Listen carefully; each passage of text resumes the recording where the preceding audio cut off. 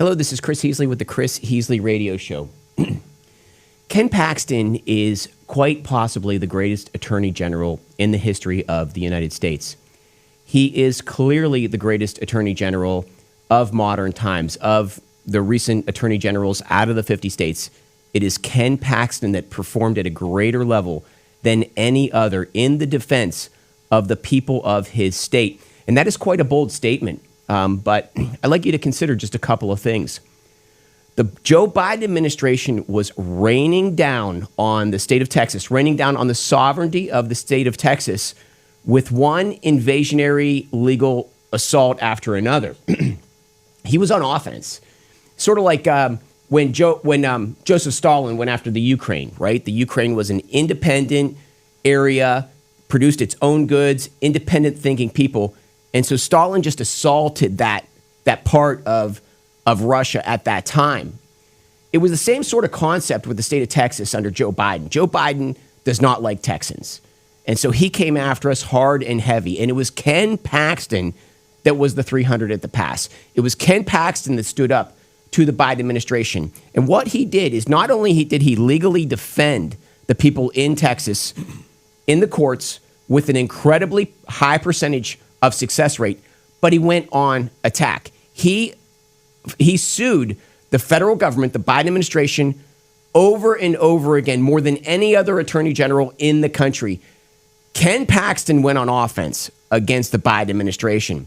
But let's look at before that and the 2020 election. And during the 2020 election, the Democrats launched a mail-in ballot campaign that would assure a Democrat hold on the state of Texas in perpetuity. Mail-in ballots, the number one way to fraudulently steal elections.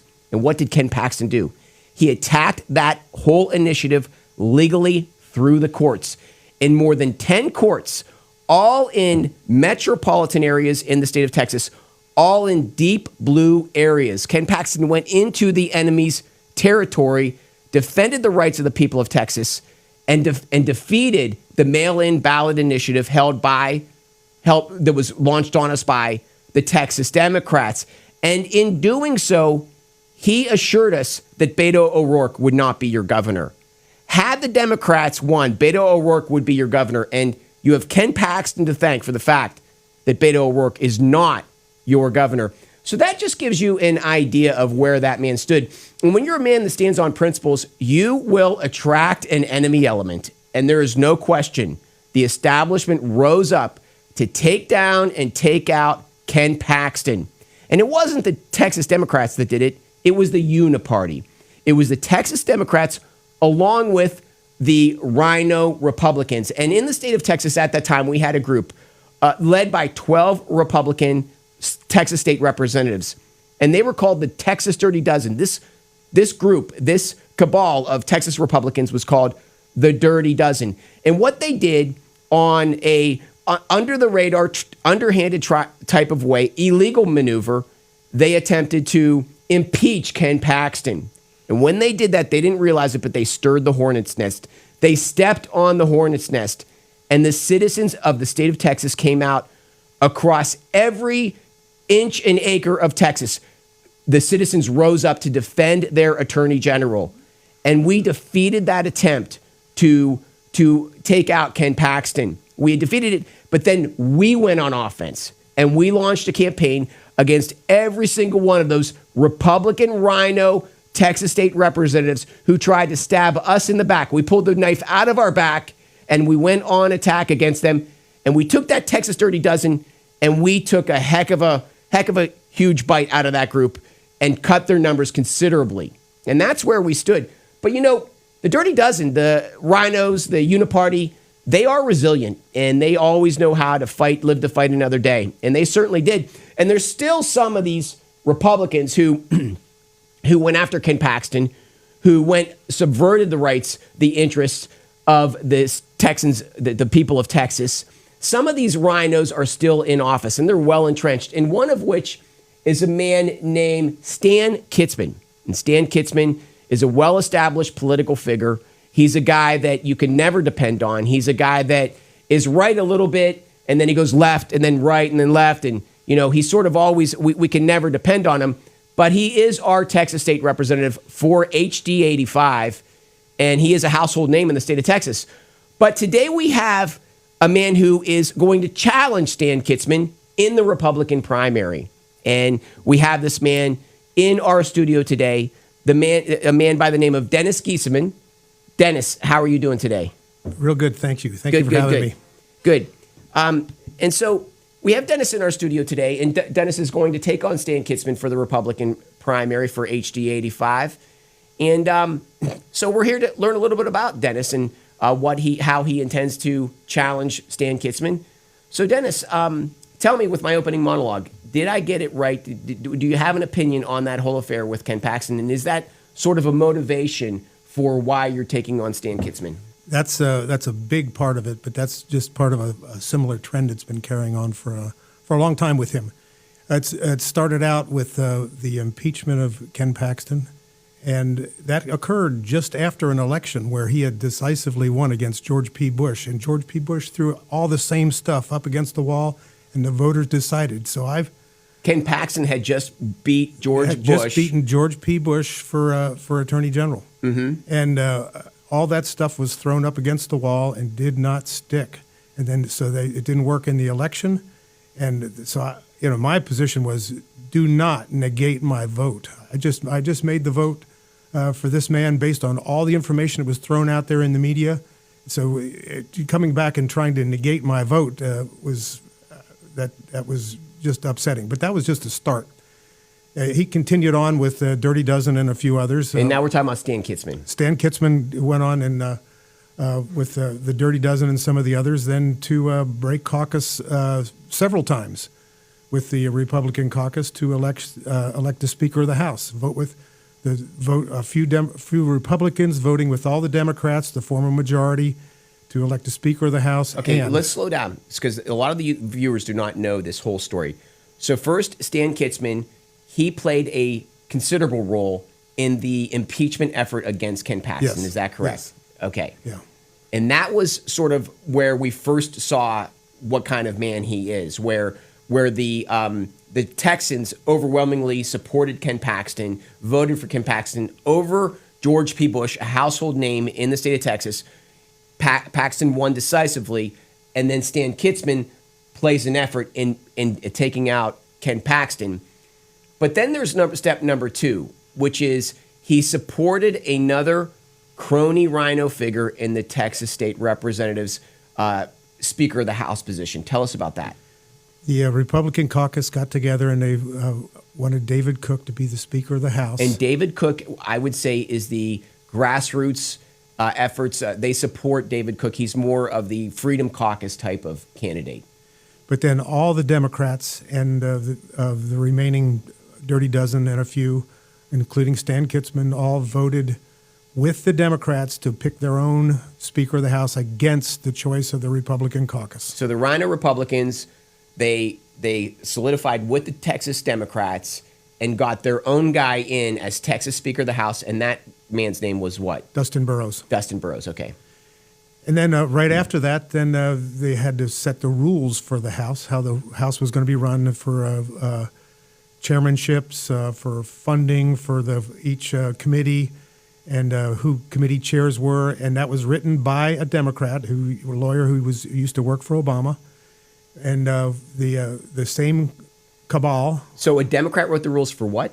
For the rules for how the House was run, the House rules. Okay, and they adopted this guy's They adopted rules. the House rules, and Stan Kitzman seconded that.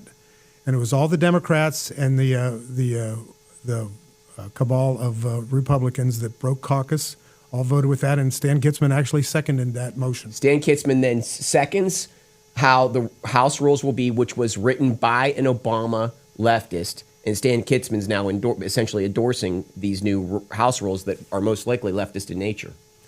Yeah. So that's where it stands. And there's been several other things where he's that's why I call it, I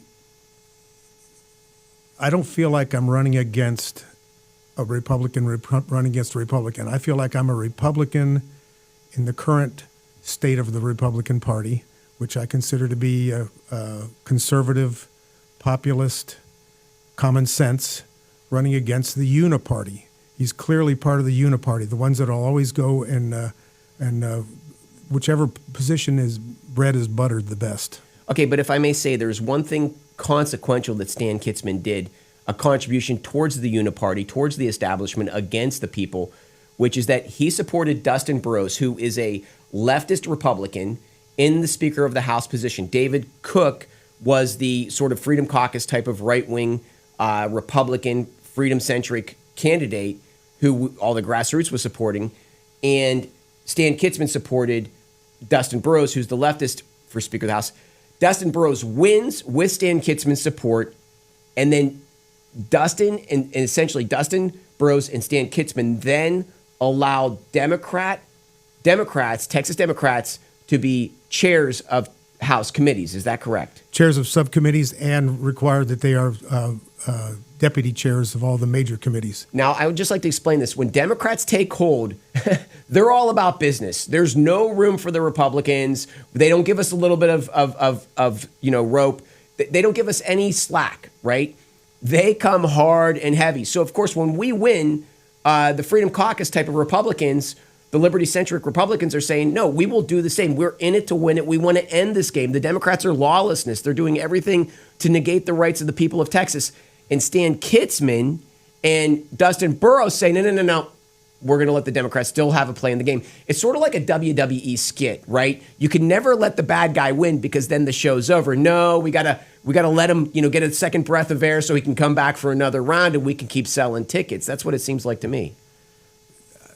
I go back to history. One of the biggest general problem I have. If I can ask one question, I'm sorry. How is that consequential that then the Democrats got to chair committees? Why does that matter? Because they can kill things in committee. Okay. The primary benefit there is they can stall and kill things in committee. Any conservative ideas. So that's a considerable power. So that means that we do all this work getting the Liberty Caucus, getting the grassroots Republicans elected, getting them in place. But then this rhino element, this crony element within the Republican Party that supposedly is on our side, then allows the Texas Democrats to still be able to kill any initiative that we put forth. How is that winning the game? That's the rhino Republicans dribbling the ball down the court, but always missing the winning shot. It's a game. I see a huge transition in the big picture, looking at things from 30,000 feet, happening since the 1990s, where at that time, George W. Bush was the first Republican elected statewide since Reconstruction.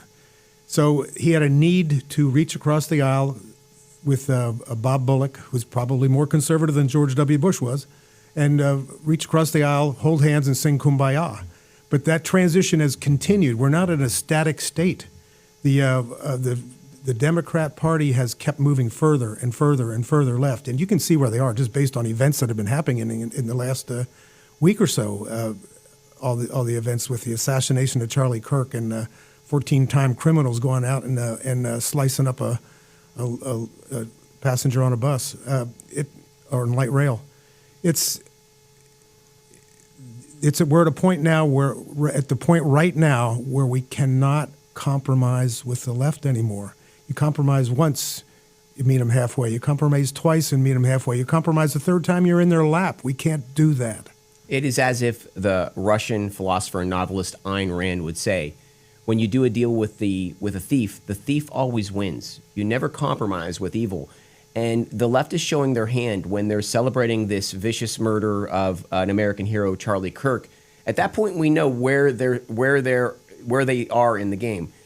Why would Dustin Burrows and Stan Kitzman continue to work with these leftists? Why do they find value in the left? I think it's there's so much they do that's transactional. You get up there and you have the do you need the job? I feel like my opponent needs the job. So it's big money. It's lobby money. He goes over there, and there's huge lobby money being thrown around over there. I don't have any of this, so I'm all self-funded going against this. Okay, we're going to get into the lobbyist groups that are supporting Stan Kitzman in just a minute. But before we do that, let's talk about yourself. So first of all, tell me about yourself. Where are you from? What part of the country are you from originally? And tell me about who you are as a person, your background, everything of that sort. Now, I was actually born in and went to grade school in Amish country in central Pennsylvania, Lancaster. That's the heart of deer hunting country, too. I grew up outside of Amish country in Youngstown, Ohio. Oh, Youngstown. Oh, yeah, that's a second big group there. So I grew up in Lancaster, Pennsylvania. And then right out of high school, went into the military. I went to the U.S. Air Force Academy, and then spent 21 years as a fighter pilot after that. So I counted a total of 25 years in the military. As a fighter pilot, ended up flying fighters the entire time, and as a squadron commander of a fighter squadron over in Far East. I was stationed at all four corners of the U.S. and in Europe and in the Far East, so I've kind of gotten a good flavor of the world.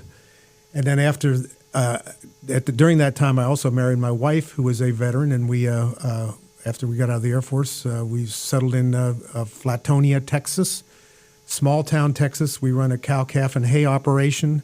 And then I also flew with Southwest Airlines for 22 years out of Houston Hobby. So, usually twice a week I was driving I-10 all the way into Houston Hobby, and then flying there. So that was very interesting. But I did at the same time. I also got involved in politics in small town Texas, and I did 10 years on the city council. Started the Economic Development Corporation. I was the mayor of Flatonia for a period. And so I've really seen how things work in small town and rural Texas. I've heard a lot of talk about taking care of producers, because a lot of this district is very rural with anything from cotton, rice to cattle. And so I am a producer. I think I understand buy and sell cattle and hay. Understand some of that of what's going on, but I've also seen the rest of Texas. I think every major city in Texas I've probably landed in and spent a night in at least 100 times over the last 22 years flying with Southwest Airlines. So I've kind of seen all of Texas, and I just love Texas, and I don't want to lose it. Okay, so in your incredible resume, you mentioned that you flew for the Air Force. You flew F-15s and F-16s, is that right?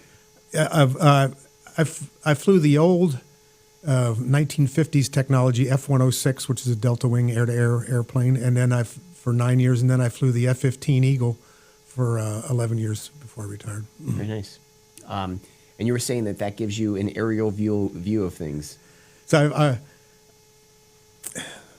if I get off on a little story, when I was in high school, I was never great at sports, but I played all the sports. I loved playing sports. I remember one time in intramurals, my wrestling coach, he was refereeing intramural basketball. So, and I made a couple buckets, and he said, Goose, because that's been my nickname since I was a little kid. Goose is my nickname.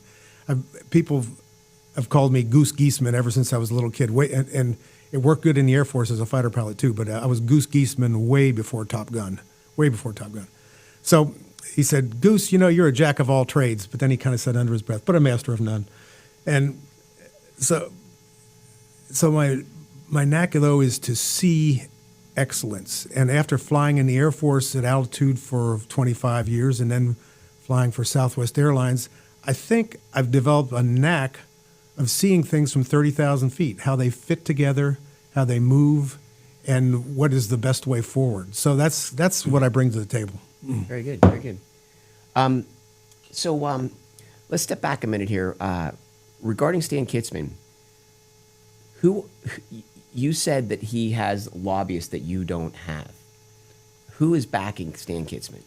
I can give you his three biggest contributors. Mm-hmm. One of them was the Speaker of the House at the time, Dade Phelan. Okay. Some people say Dade Phelan, some Phelan. I'm not sure what the proper pronunciation is, but a lot of money flows to the Speaker of the House, now Dustin Burrows, and he divvies that out. Now he's out of the picture now. He's not going to run again. But he's still contributing? Or that's to be seen? That's to be seen. I think that Dustin Burrows has taken over that. Okay, may I say, Dade Phelan is out of Beaumont, and he is the former Speaker of the House, and he led the effort of the rhino element in Texas, and he led it with a passion, and he would partner with those Democrats as if they were old buddies. It was almost as if he was an easier friend with the Texas Democrats than he was with the Republicans.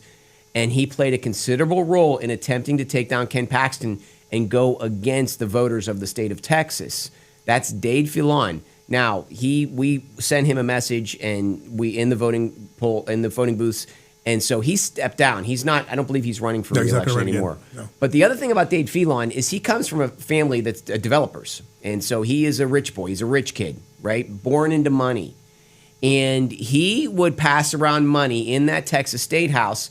That if you wanted a chance at winning, you had to take Dade Filon money, and that money always came with IOUs, right? Obligations.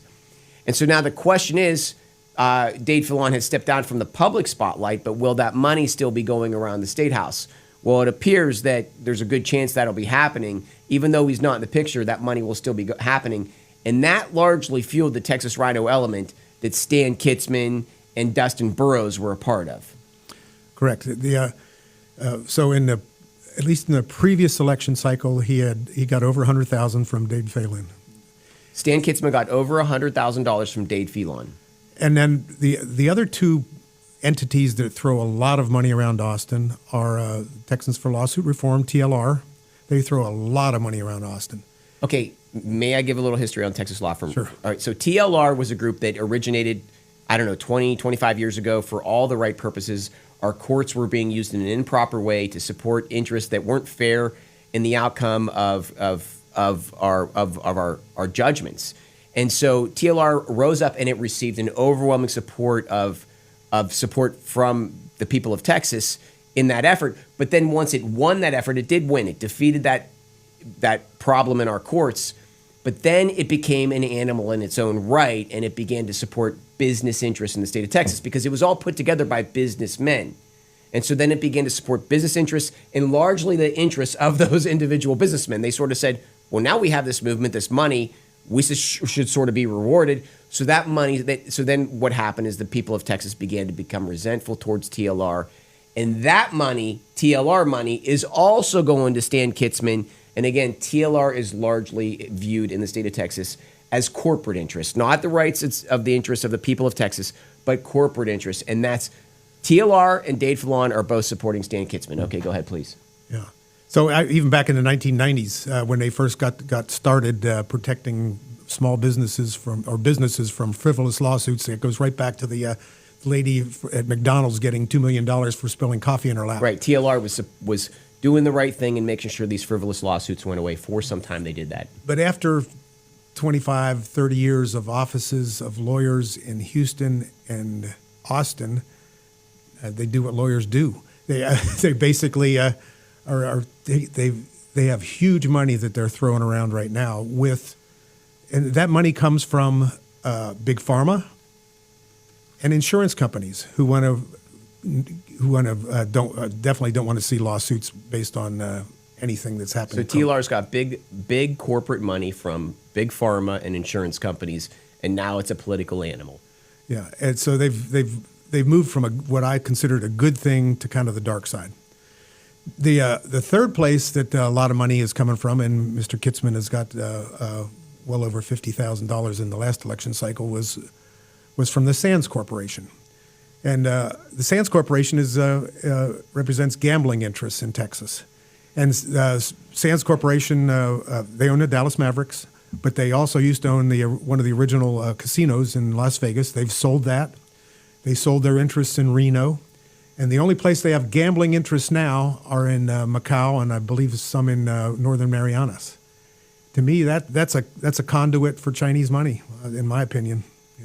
Yeah. So there is out of nowhere, while we're in the midst of our country dying on a vine, our state dying on a vine, our Rhino Republicans all of a sudden decided that casinos in Texas was the issue on the minds of the people of Texas, that it was the burning issue in the people of Texas. So we get these Republicans elected, and then they come to us, instead of talking about the border or disintegrating currencies or things of that sort, or all of our products being imported from China, they tell us that the issue is casinos in Texas, and that's what they're going to bring us. That's number one on their agenda.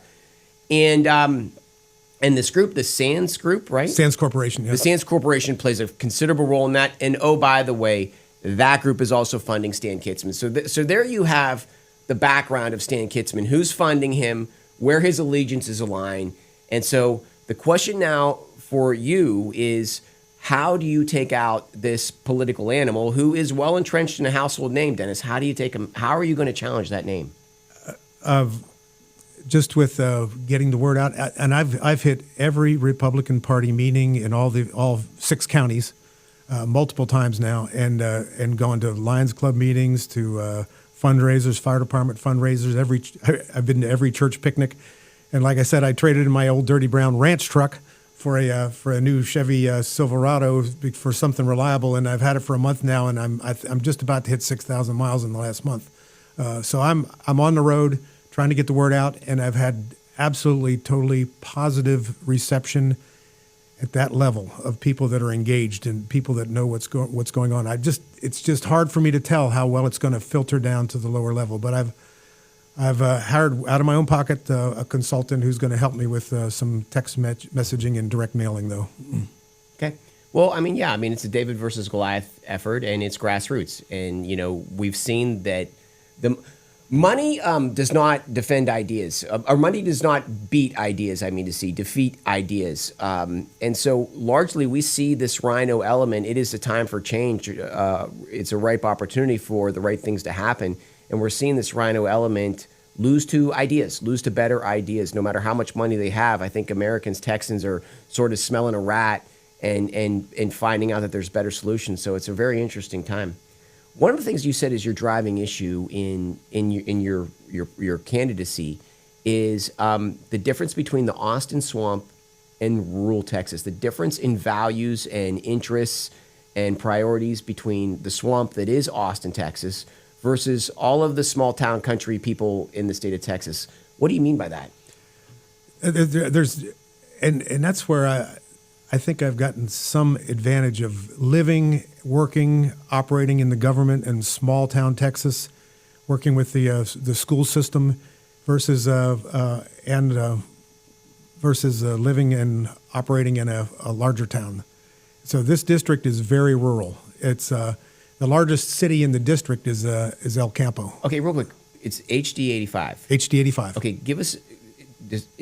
Explain to us what it is geographically. What are the counties, the towns? So it covers of like 5+ counties, almost 6 counties. It covers Austin County, Colorado County, Fayette County, Waller County, Wharton County, and a chunk of Fort Bend County. It's mostly the rural areas that are all farm, rice, corn, sorghum, cattle, and ranch land. Are there any bigger cities in that district? El Campo is the biggest city. El Campo. El Campo is the biggest city, 12.3. Mm-hmm. About 12.3. That's what the sign says. 12,300? 12,300. And I joke, the Flatonia, the sign when you drive into town says 1308, and it ain't 13,000. But it's how many people are in El Campo? El Campo is 12,300. Okay. That's what the sign says when you're driving anyway. It's probably up 12.5, 12.8 now. Okay. So that's your county. And again, going back to the question, what are the interests of the people of your district versus the Texas swamp? They're very conservative grassroots, and right now the general feeling, what I'm running for, is I don't feel like they're being represented. They're being represented by the folks that get corrupted by the big money flowing around Austin, the Austin swamp. You go to the Austin swamp, and if you need the job, you turn to whatever direction is going to butter your bread, and that's what too many of the Republicans do. They're what I call I don't even like to call them rhinos. They're part of the uniparty. So how is Stan Kitzman perceived in his own district? Well, he doles out. He gets money from the lobbyists, and he doles out money, and he'll promote specific interests in the district. So I know that he portrays himself as being strong on water rights, and also agricultural producers. But on all that, I think we can talk about property tax. I think that has a big impact on all the producers out there. And the fact that, especially in rural communities, people can't afford to keep their property any longer. They're paying rent, more and more and more rent every month to the government. It's not like you even own your property. The government owns the property because the taxes are so high. I give you just a quick summary of the. It is, and property taxes are the major symptom, but the problem is out of control spending. In Austin, the swamp spends like drunken sailors, and that's giving too much credit to. That's a disservice to drunken sailors. The budget that we just finished the 89th legislature. The 88th legislature was finished 2 years before that. When they were going into the 88th legislature, the entire biannual Texas budget was $250 billion. At the end of this, the 89th legislative session, less than 3 years later, it's $352 billion.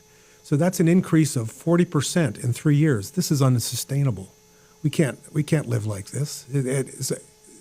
So what they do is look for ways to feed the monster. And that's why property taxes are going up and up and up and up. And until we get spending under control, your property taxes are going to keep eating away. I'm going to jump back just a little bit. Sure. Is Stan Kitzman doing anything on water rights for the people of his district? There is a constitutional amendment that he has taken some credit for. I don't know what his hand was in it, which talks about setting aside $1 billion every 2 years. There's going to be 10 constitutional amendments, and that's one of them that he takes some credit for writing. But the bit of a problem I have with that is any constitutional amendment that sets funding is taking it out of the hands of the legislature. Yeah. It's taking it out of the hands of oversight. If you automatically in the Constitution say $1 billion is going to go to water solutions, I think it needs congressional oversight and congressional decisions. Right. Okay. So what is the issue with water rights in your district? LCRA is the water authority through most of the district. Okay. What's LCRA stand for? Lower Colorado River Authority. Uh-huh. And so they the water pool is limited, and they have they're setting up huge reservoirs. And they set up the whole lake system west of Austin before, but now they're looking at setting other large lakes up out southeast of Austin, coming in this direction for just for water supplies and for the future. I don't really see it as that big of an issue in the immediate future, but there's some long range planning involved. I know over in San Antonio direction, kind of west of us, they have much bigger issues there dealing with water than we do here, because we get a lot more rain over this direction than they do in the San Antonio and the hill country. But when they get it, it can be terrifying too. Is the issue that they're pulling water away from our smaller populations to our larger ones? Is that the issue with the people of HD85? Yes, I think that's a chunk of it. The big corporations coming in and going down and sucking huge amounts out of the aquifers is a problem for industry coming in here. So they need forecast, and there is some need to look forward. But I just don't like the idea that it automatically is going to be in the Constitution that $1 billion comes out. Right. $1 billion comes out. Okay, so we just had a gentleman on, Matlock. He's running for railroad commissioner, and he explained with AI, all these AI solutions, that there's this need for data centers, and the data centers need a constant supply of water to keep the machines cool, and they're looking to pull it from the rural areas. I think that's what you're talking about. In addition to that is the booming populations in metropolitan areas like Austin. And so they're pulling it from these rural areas, and it's a concern for these people from the rural parts of Texas. And so Stan Kitzman's solution, the big government representatives, they always have a sloppy solution, which is we'll just throw more money at it, as if that money is going to get to the right purposes. It never does. When Stan Kitzman can direct funds, when he has some sort of influence in directing funds, it elevates his political power. Okay. So I see that as a sloppy solution. I don't see that as the sort of surgical solution that needs to be done to rectify the issue. It's just more politics. I don't know if you follow Julie McCarty at the True Texas Project at all, but they came out yesterday and said vote no for this. Yeah, we need to have direct legislative control and decision making and oversight. Yeah. Okay. So the way you describe Stan Kitzman, he's got all this crony element funding his campaign. He's got $10 for every $1 that you've raised. He's representing these corporate interests, and he's giving sloppy solutions to pretend that he's a friend of the people that are his constituents. I mean, is it working? Does that work on the people from his district? Because I can tell you in other districts, that stuff is not flying anymore. See, that's all part of the, I agree. That's all part of the transition that we're making from, okay, in the 1990s, we had to reach across the aisle, but the left is moving further left, and the right is kind of moved to the center, and we can't compromise with these sloppy solutions anymore.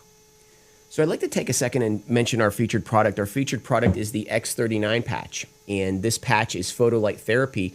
And what it does is it stimulates your stem cells. And so what it does is your body's emanating light, and it reflects and redirects that light back into your body and stimulates your stem cells and gives your body an overall growth in the health of your body and its ability to heal, its ability to extend your age. And just to give you a quick idea, I have a friend that introduced me to this patch, and he is a PTSD war veteran, and he cannot sleep at night without heavy sleep meds. And so what he did is he started this patch, and within 30 days, he no longer needed sleep meds to sleep at night. He sleeps like a baby every night, and it's because of the X39 patch, because his body is healing overall. And my own experience with this patch is I work out a lot, I train a lot, I have a heavy week, and I need a lot of caffeine to keep myself going. But not any longer. With the X39 patch, I have energy that's off the charts. I wake up at 5 a.m.,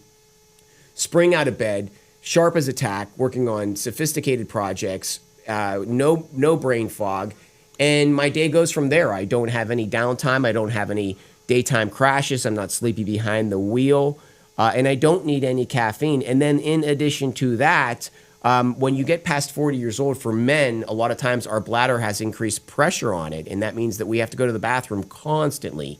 A lot of times we're sleeping at night, and we have to go to the bathroom 2 or 3 times at night because we have a constant pressure on our bladder. But that's largely gone away with me because of the X39 patch. I can't explain to you how annoying it was. I'm going into a meeting. I got to make sure I go to the bathroom beforehand. I'm waking up at night, and then I'm stressed that I might not be able to get back to sleep. All of that is gone. I sleep incredibly. It's a reproductive sleep, and I don't have that pressure on my bladder. I don't feel the urge to go to the bathroom all the time. It's because of the X39 patch. And to learn more about this patch, this amazing product, text the word Patriot to 330-606-2304. Again, Patriot to 330-606-2304.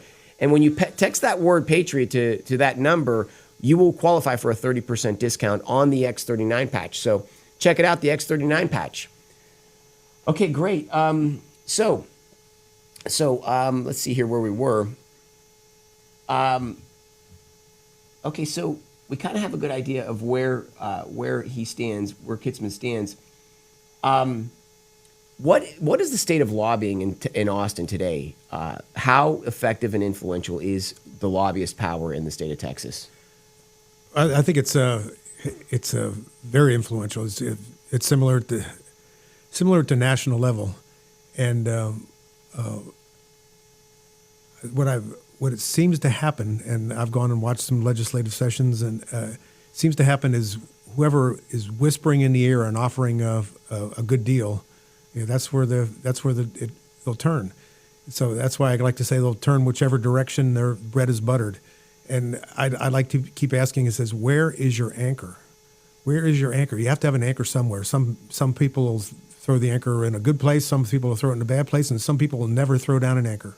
They'll never throw down an anchor. Yeah, I just think a lot of these elected legacy politicians are still operating on the old premise of politics, which is that you have to have lobbyist funding. You have to play with the big dogs, the corporate interests, or you're not a player anymore. And we've seen that money no longer determines elections. And there's this new element But when you got established that way, old dogs don't learn new tricks.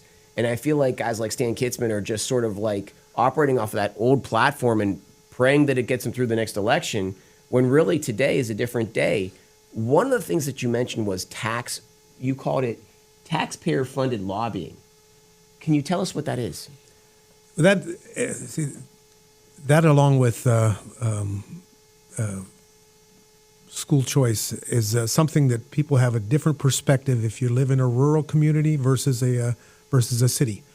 Taxpayer-funded lobbying, that's where a group of small communities pool together to hire a lobbyist to get their information moved forward. And that was one of Greg Abbott's priorities for the original session and for this session here, and it never happened. It died in committee again. What was his priority? To stop taxpayer-funded lobbying. So what you have is taxpayer money going together, being pooled by rural communities to hire a lobbyist, basically their job, the lobbyist's job is to get more money. But we should say it's the schools. It's the teachers' unions. It's the cities too. It's the cities. So like even I'll use for example cities in our district, Flatoni or Schulenburg.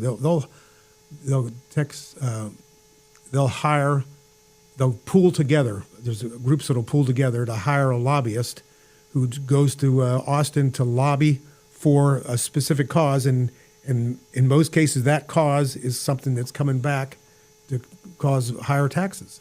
So the idea of getting rid of taxpayer-funded lobbying is to stop something that's shooting yourself in your own foot.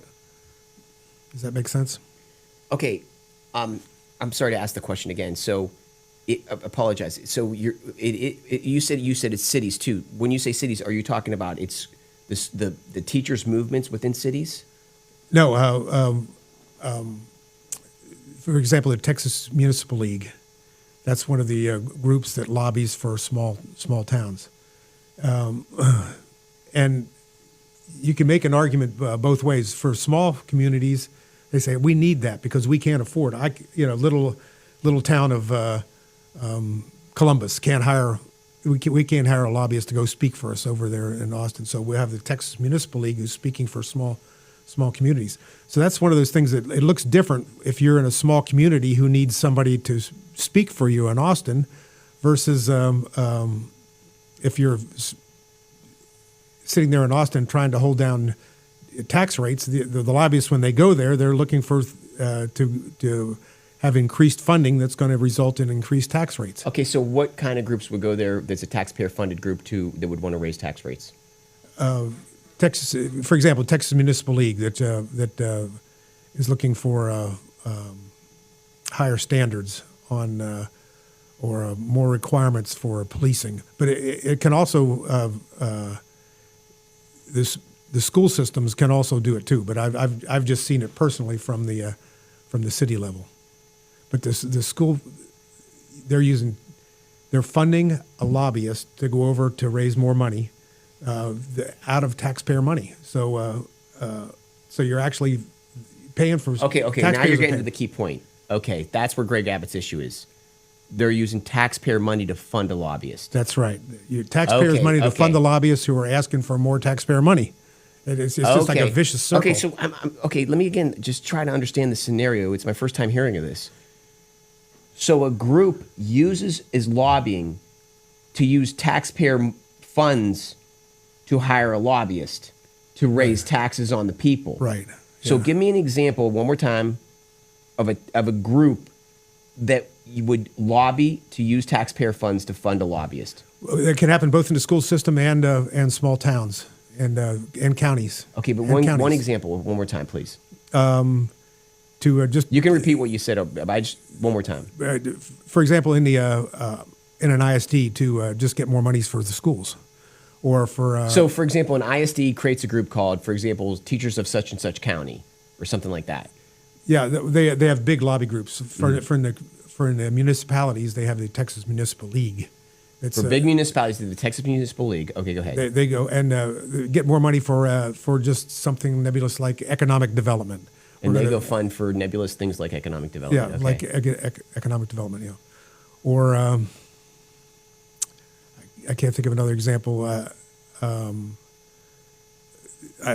don't know, because I don't know if they specifically did, but would be things like bringing Hollywood to Texas. rural Oh, yeah. Texas, That was Senator Joan Huffman's initiative. Yeah. She's a Republican. Okay, so there was actually a taxpayer-funded group. What do you call it again? Taxpayer-funded lobbyists? Taxpayer-funded lobbying. That was an agenda priority for Abbott in the main session and in the additional sessions, but it died in committee both times. But there was a group that was created to lobby on behalf of Hollywood with taxpayer funds. Is that correct? I can't track that directly. Okay, but you heard something of that sort. Okay. I can't track that directly. Okay. So how does this affect school choice? Okay, I lump those as two things together, that school choice and taxpayer-funded lobbying, that the view looks different if you're sitting in a small rural community versus if you're in a bigger city. For school choice, in a small rural community or municipality, I mean, the school is their identity, and they see any change on something they like as an attack on their identity. So the rural communities are not necessarily for school choice, so that's one of those issues that kind of flips between what's conservative rural versus liberal big city. A city or suburbs is more likely to support school choice because they don't want to be stuck in a larger, ineffective school system. They want to have a choice to move out. My going-in position is, because I represent mostly rural communities, is if it's done right, the whole point here being that every child deserves an opportunity for a good education, and competition produces excellence. With that in mind, if the school system and that rural school system is doing it right, and a lot of the smaller school systems are still doing it right, the wokeism and the leftist ideology hasn't moved into a lot of the smaller communities yet, although it's trying to. Even in the small towns that I've been dealing with, it's clear that it's trying to move in. But so having competition and giving the opportunity for the money to follow the child and the parents to make the choice, that's the way to keep it clean. To keep the wokeism and the foolishness out of the school systems. Yeah, that's a difficult spot to be in because you're representing a rural district, and in the rural areas, the schools have a lot of influence because there just simply aren't that many institutions out there. So one of the largest institutions is the local school system, and they are against school choice.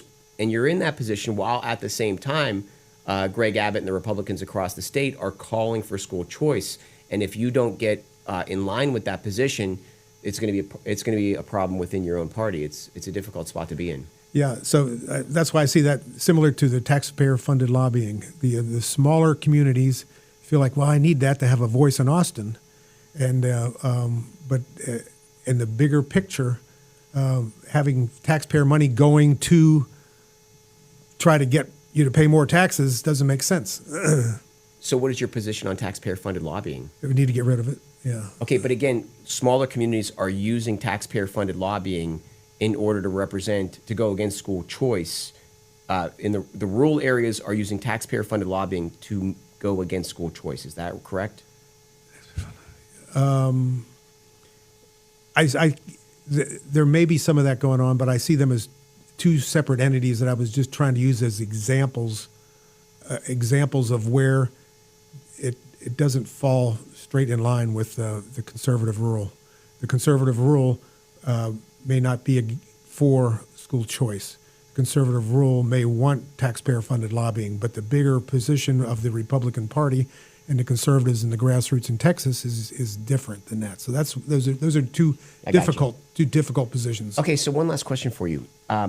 So we're in a position now where we're watching this red pill effort, this red pill transition happen within our minority and urban communities, where they are leaving the Democrat Party, a group that they've been with forever and a day. The minorities and our minority communities, our urban communities, are largely now moving towards a Trump agenda, and And what's happening is that they're entering primaries. A lot of times they're entering primaries and they're entering the Republican primary, and for all the right reasons, and they are taking on established rhinos within the Republican Party. So that's part number one. But part number two is at the same time, our Republican primaries in the state of Texas are open, so you don't have to be a registered Republican to vote in them. And so what happens is what the lefties do in the school board races is they will have somebody who looks like a Republican, but he's really a Democrat, and they have him vote in one Republican primary, and then they say, oh, he's a Republican, and then he runs as a Republican, and he wins the school board election, okay? And so what happened is Abraham George, who is our Republican Party chairman across the state, came in and said, we're going to close Republican primaries in the state of Texas because of what's happened. And he didn't say this, but it's pretty much because of what's happening at the school boards.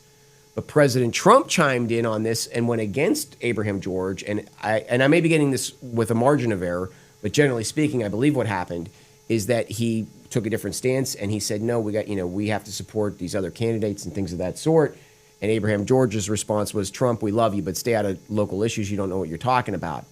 Well, one of the things is that on this show, we have a considerable amount of red-pilling minorities and a considerable amount of people from the urban communities coming on this show. And I see it as a detriment because me and this show and everyone behind this show, we are going up against the rhino Republicans daily.